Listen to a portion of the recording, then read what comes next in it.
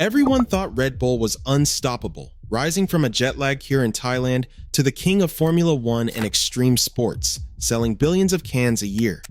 But in a single season, a $32 million shortfall sent shockwaves through its empire, prize money slashed, sponsors uneasy, racing ambitions on the line.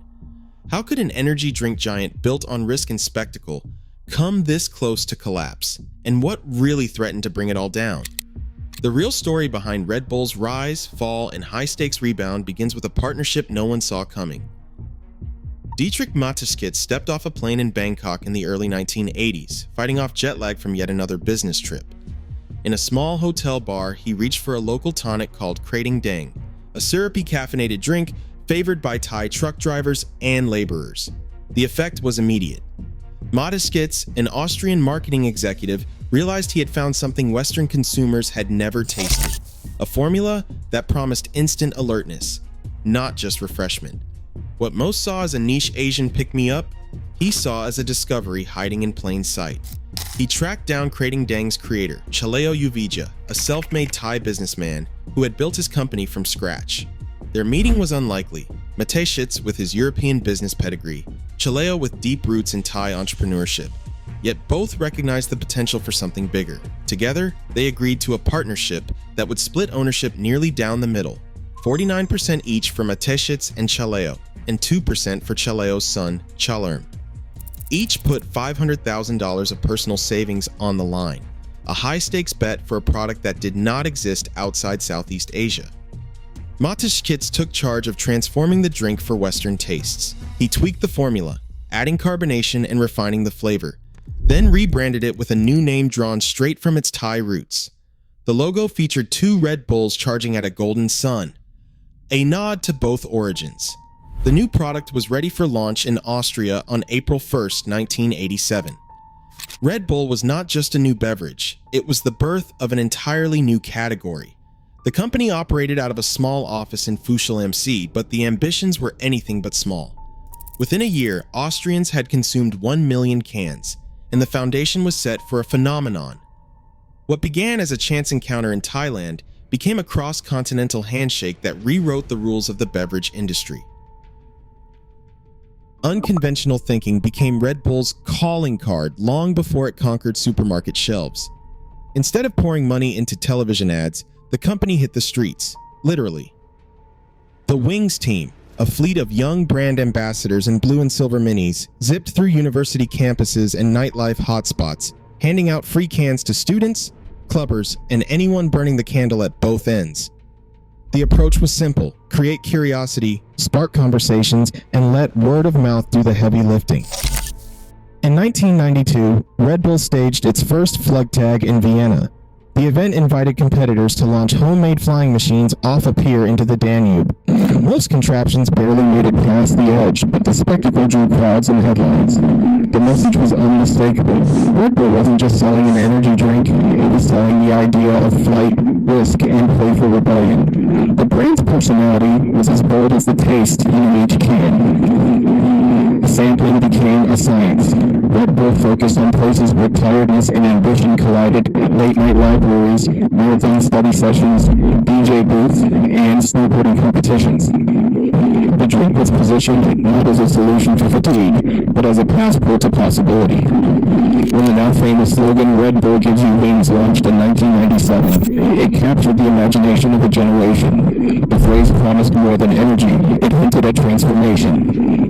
By 2001, the company had moved from guerrilla tactics to a global phenomenon, celebrating the sale of its 1 billionth can. Red Bull had become more than a beverage. It was a badge for those chasing the extraordinary. The brand's early momentum, built on stunts, sampling, and the power of suggestion, would soon propel it into even higher stakes arenas, where spectacle and ambition collided on a global stage.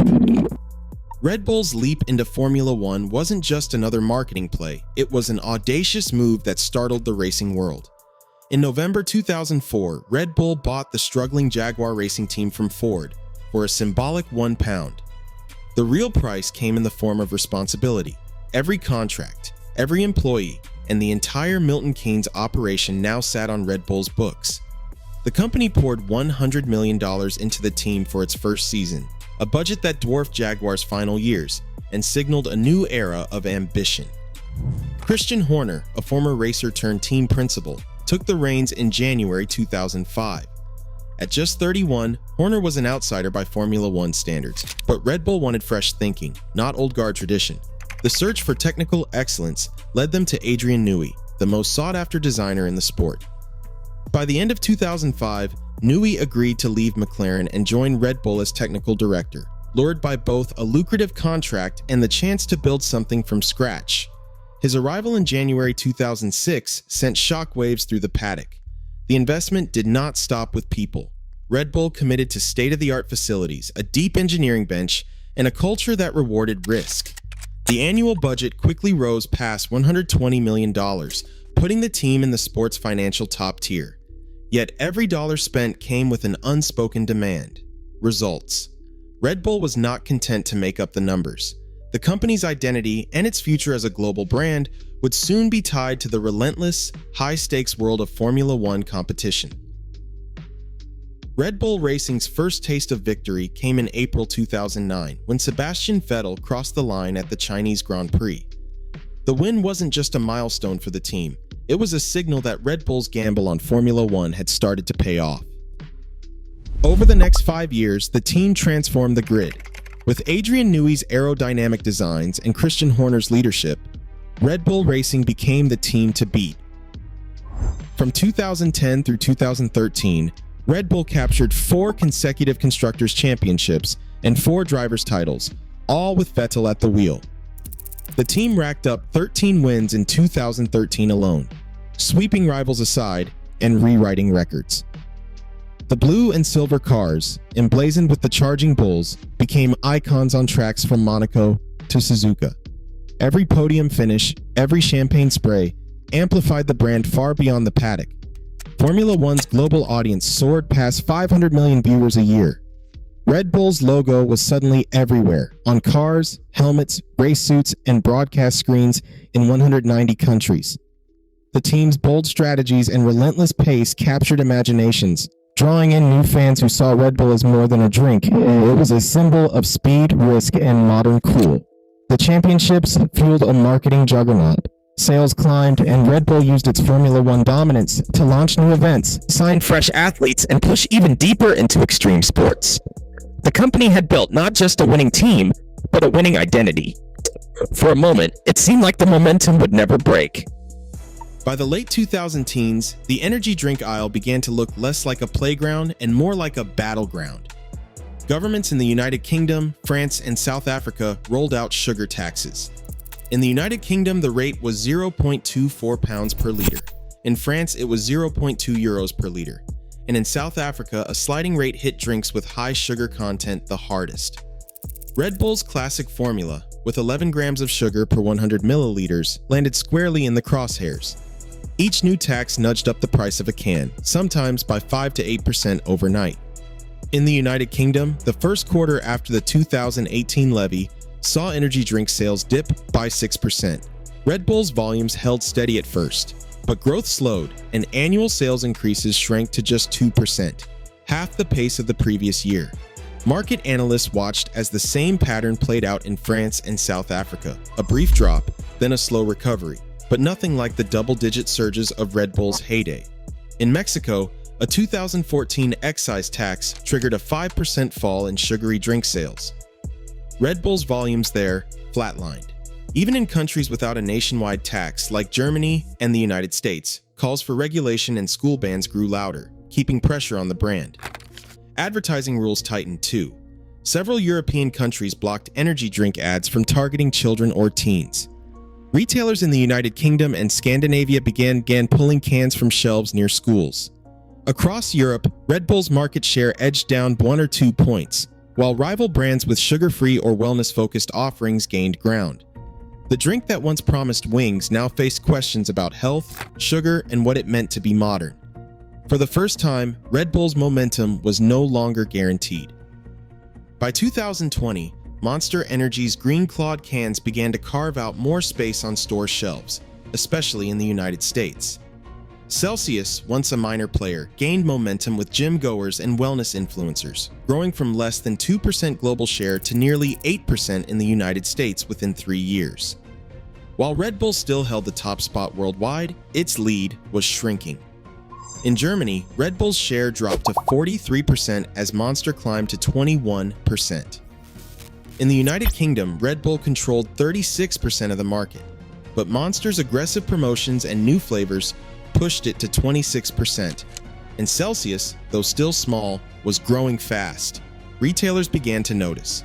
Supermarket chains and convenience stores in Europe and North America started shifting shelf space, giving more room to lower-priced brands and sugar-free options. In some regions, Red Bull's classic cans were pushed off prime eye-level placement, replaced by newer competitors promising fewer calories or added vitamins.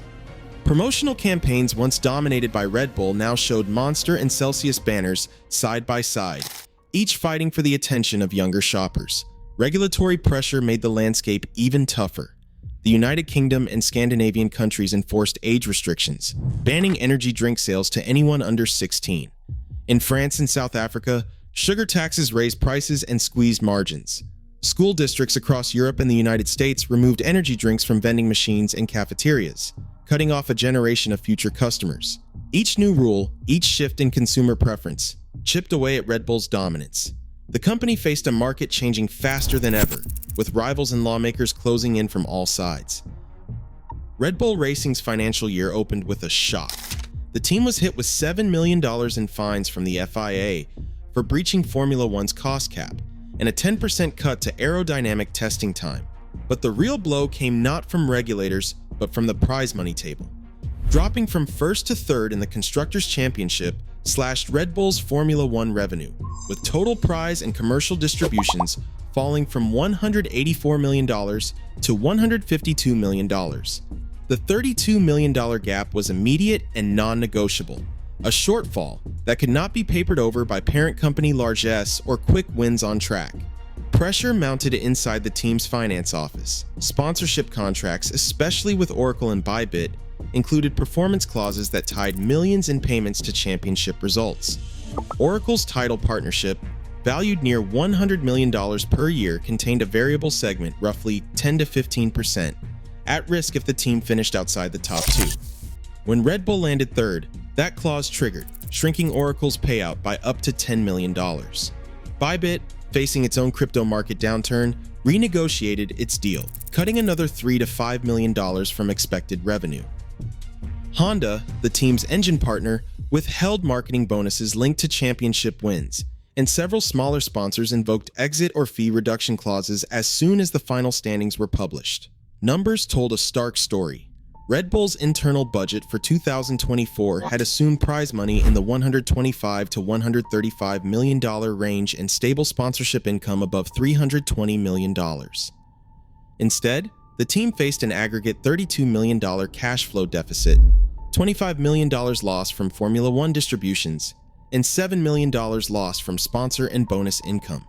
Fixed costs from factory overheads to staff salaries remained stubbornly high, with little room for rapid cuts. Variable expenses, research and development, travel, and performance bonuses were slashed by nearly $8 million, but the gap persisted. Finance executives scrambled to renegotiate with suppliers, pushing for discounts of up to 8% on major components and cut non-essential travel and hospitality. Yet even these measures could not erase the reality. Red Bull Racing, for the first time in years, was operating under severe financial constraint, forced to make every dollar count as it clawed back from a $32 million hole.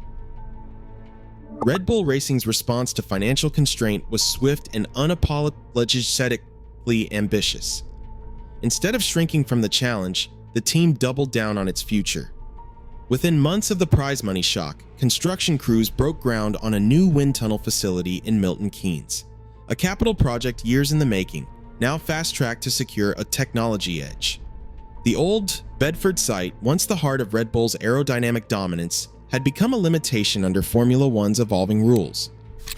The new tunnel promised not just compliance with stricter regulations, but a leap forward in simulation accuracy and development speed. Operational budgets were rebalanced to protect core performance. Research and development spending, trimmed in the months after the shortfall, pivoted toward next-generation car design. Supplier contracts were renegotiated, with discounts locked in for high-volume components, while non-essential hospitality and travel were pared back to essentials. Every dollar spent was scrutinized, but the team refused to compromise on the tools needed to win. Max Verstappen became the rallying point for this new era. His relentless pace on track and his back-to-back drivers' titles in 2022 and 2023 restored faith inside the factory and among sponsors. Verstappen's success, built on a foundation of technical excellence and ruthless efficiency, sent a clear message. Red Bull Racing would not be defined by a single-season setback. The parent company followed suit.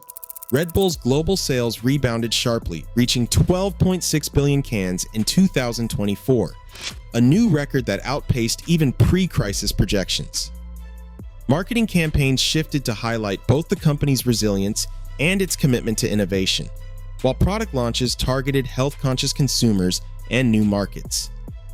The stabilization measures paid off. By the end of 2024, Red Bull's financials had not only recovered but laid the groundwork for future growth. The operational reset, anchored by investment in technology and personified by Verstappen's dominance, proved the company's ability to adapt under pressure and set the stage for a renewed ascent. Today, Red Bull's rebound stands as a warning. Even the most iconic brands can face sudden turbulence when markets shift and costs spike. As global scrutiny grows around health, sponsorship, and spending, the difference between collapse and comeback hinges on adaptability, not legacy. In an era where fortunes can reverse overnight, resilience is not an option, it is survival. What would you bet on, momentum or the ability to change?